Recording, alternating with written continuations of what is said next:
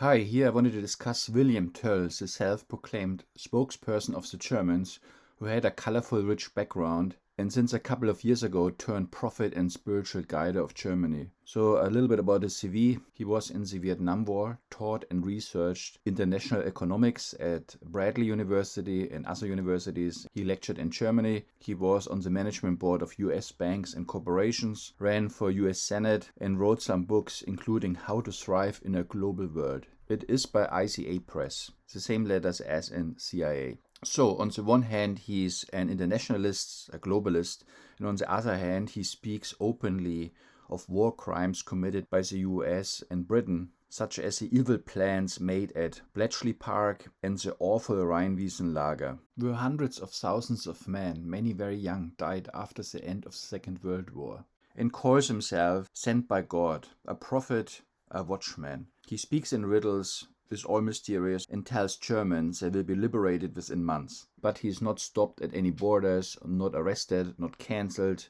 not censored. He is not harassed by the Antifa. So what is going on here?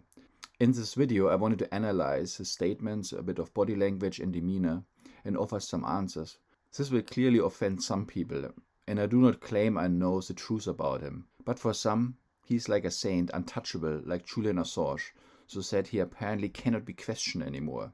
This doesn't seem right. Maybe one more thing before we start, a word of caution. The first ingredient people needed to make it through the pandemic was to have a kind of gut feeling, to trust our instincts, our heart, our intuition, and a certain degree of spirituality, to believe in the good. However, this can now be used against the people by losing sight of facts and reality. There's now a trend towards irrationality, to abandon any scientific thought. Some even think the alien galactic forces will liberate us, or that the Earth is not round anymore. Anything goes now, and this is really dangerous. Now it's the time to think logically, to take responsibility and control of our lives. So here I wanted to highlight a number of red flags about William Tell. So let's get started. Disaster is coming soon to Germany, and over the next few minutes I will tell you why. In July of 1988, I was in the DDR, and when I returned to the West, I spoke to several prominent people, including President von Weizsäcker, about what was about to happen. The wall would come down, Germany would be unified, and the Soviet Union would dissolve. Well, of course, no one believed me. It was unimaginable. Now, since then, I've returned to Germany about 50 times and spoken publicly about things that were about to happen. In early 2007, I warned members of the Bundesbank of the impending credit crisis. In March of 2015, I warned many members of the press about the looming wave that was about to sweep over Germany. In June of 2021, I spoke of the arrival of a perfect storm that would enter Germany dramatically and would have several events, including a specific event in late January or February of 2022, one that would cause everyone to be astonished. Well, how did I know these events in advance, and why in Germany? Because God has appointed me to be a watchman on the wall for Germany, and He alone has made me a Fürsprecher for the German people. Well, this is why I have been able to speak so confidently of events that were unimaginable at the time. The Lord does nothing without first revealing His plan to His servants, the prophets.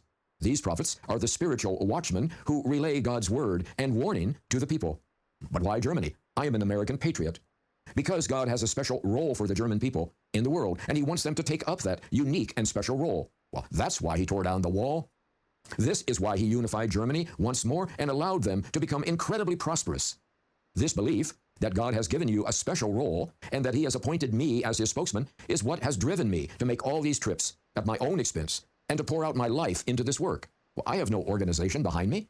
In the last 18 months, I have held 250 group meetings in all 16 Bundesländer, meeting face-to-face with more than 10,000 people. First red flag. How likely is it that God speaks to an American banker and lets him speak on behalf of the German people? In the past, did we trust such people? Did it end well? I would think God gave us rational thinking for a reason, and He wants us to use our brains. If He is not a prophet, how does He know all these things? The oldest trick in the book, history or parts of it follow an elite's blueprint.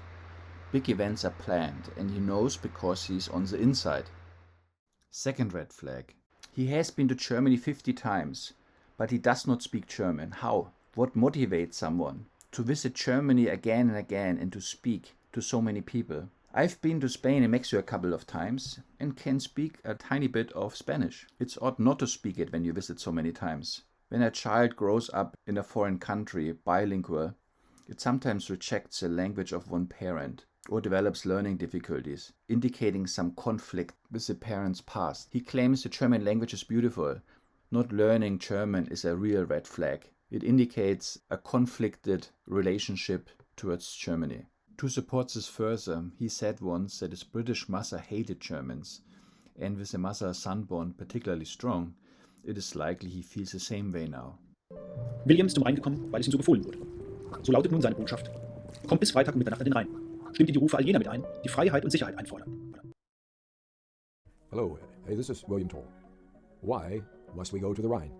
Well, last year we went to the Rhine to accentuate the 7 injustices done to German families since 1945, and to relieve the suffering caused by one of these that was both terrible and hidden. Well, our time was blessed, a victory. Now this year we go back with a much bigger group and broader goals. We go to create a future for Deutschland. First, go as individuals and as families, because you need to go. A demonstration within each heart and soul that you are not afraid to be who you were created to be, fully and joyfully German. Well, when you are German, you fear nothing. But when you are not German, you fear everything.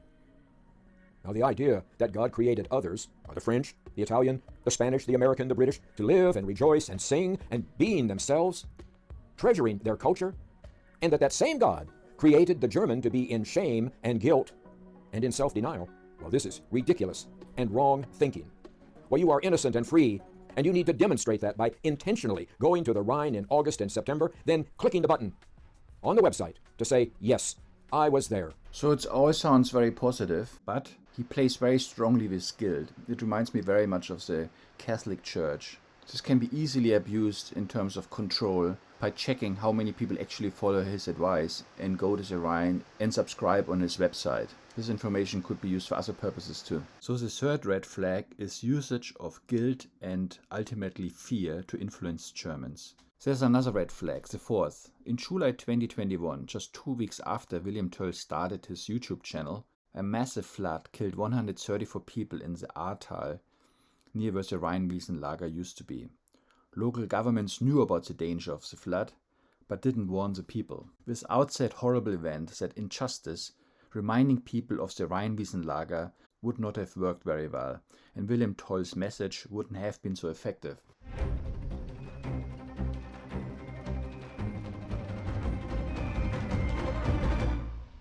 Hello. Hey, this is William Toll speaking. Now, the regime says that Corona is all you should be talking about. That is not the most important thing for your future. 7 years ago, a year after Russia's annexation of the Crimea, I spoke face-to-face to editors of 6 major German newspapers and 2 large German magazines, and told them that Vladimir Putin would take Kiev. Whether then or 10 years from then, that was irrelevant. It would take place, and Germany needed to begin thinking about what would that mean, and what would they do. Now, Putin would take Kiev because it was the spiritual heart of Russia, and there is none other. Well, I was told by these well-informed people that I was simply misinformed. Putin, as a former communist, was an atheist, and Russia was a small regional power not to be taken seriously. Well, Putin was a big talker only, and the Crimea was one-off. Well, in reality, Vladimir Putin is a deeply devoted Christian with a real and personal relationship to God and Christ. He believes, with good reason, that his ascension to power and his activities are perfectly timed and blessed.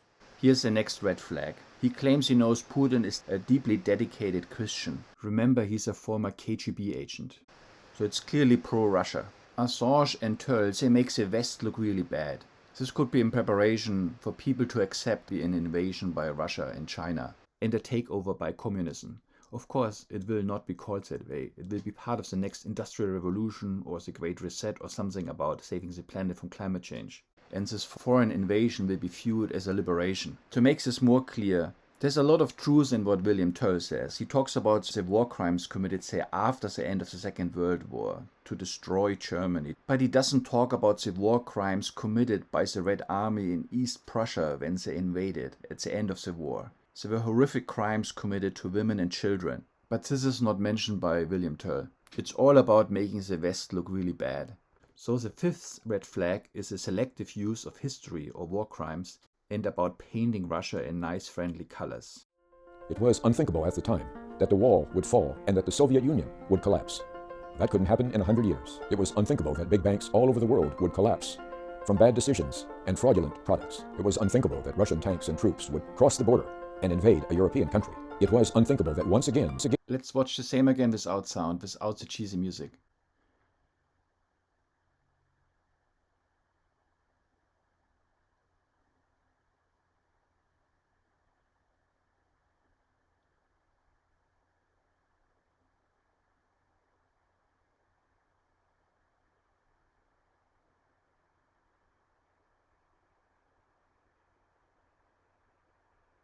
The next red flag comes from physiognomy and symbolism. So physiognomy, you try to read the character of a person from his face and appearance.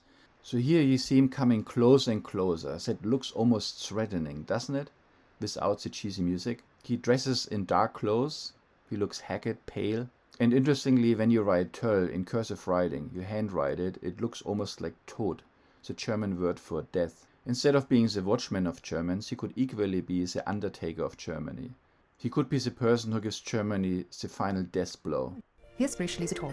William und ich freuen uns sehr, dass an diesem Wochenende die ersten den gesprochenen Worten von Konstanzes Kind zu hören. Diese Worte bringen Wahrheit, Heilung und gute Tränen. Von euch die Dinge, von denen Lise gesprochen hat, etwas bedeuten, dann könnt ihr diese jetzt verschenken.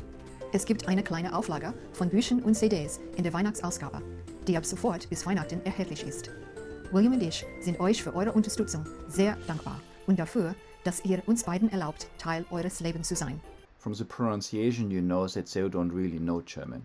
They just practice it and reading it off. So the red flag is that similar to Trump, all this talk about liberation is connected to monetary improvements. In terms of Trump, it's a Trump card or Trump coins or all kinds of stuff.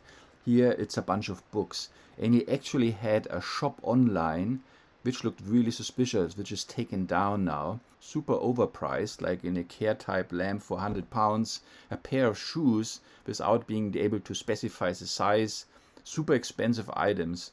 So this can be viewed as a way to funnel money to him unsuspiciously. So there might be institutions who fund him to be able to go on all these trips. And this can be done very covertly through these online shops. In summary, William Töll was a banker, a globalist, but now speaks of God in mysterious ways, in riddles. So he certainly doesn't speak like someone who worked for decades in academia, or as a politician, or as a banker. He mixes important truths such as raising awareness about the Rheinwiesenlager with a potential agenda, or at least leaves certain things out, like the war crimes committed by Russia.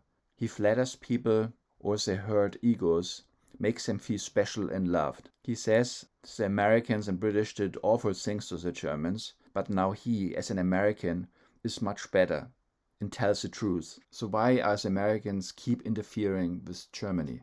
People should be aware that he can now use his influence and his mailing lists of Germans against them. And waiting for several months till Germany is liberated is a bit like Trust the Plan or the QAnons, sitting back, eating popcorn, waiting, and doing nothing.